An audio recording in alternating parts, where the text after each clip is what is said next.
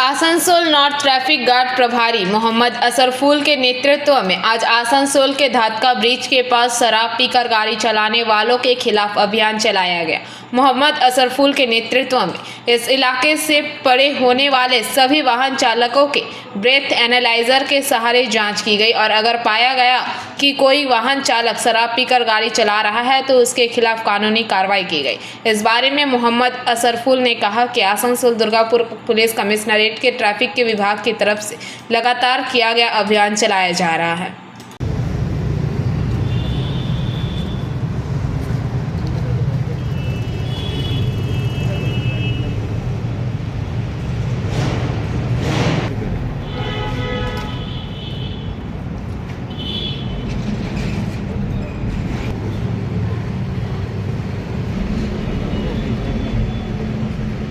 এখন কি হলো গাড়ি ধরলেন আপনি?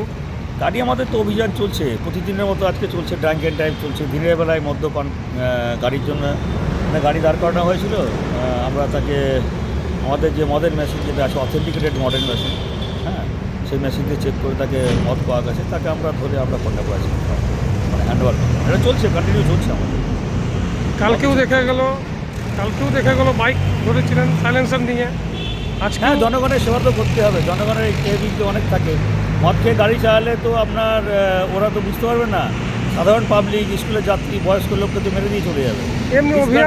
এমনি দেখা যাচ্ছে এমনি অভিযান আপনি খালি পুরো লাগাতার এডিসিপিতে করছেন। না, ডিবিসিতে সব টিতে হয়, আমি এখানে আছি বলে করছি। দিনের বেলায় অফ টাইমটায় যে টাইমটায় মানে ফোর্স থাকে না সেই টাইমটাকে বেশি নিয়ে করি। ওই টাইমগুলোতে মোটামুটি আমরা এই ড্রাইভটা চালিয়ে যাই। আপনার পরিচয়? আমি তো ওই Asansol north traffic guard. Asansol से बीजू मंडल की रिपोर्ट, पीवीटीवी न्यूज़।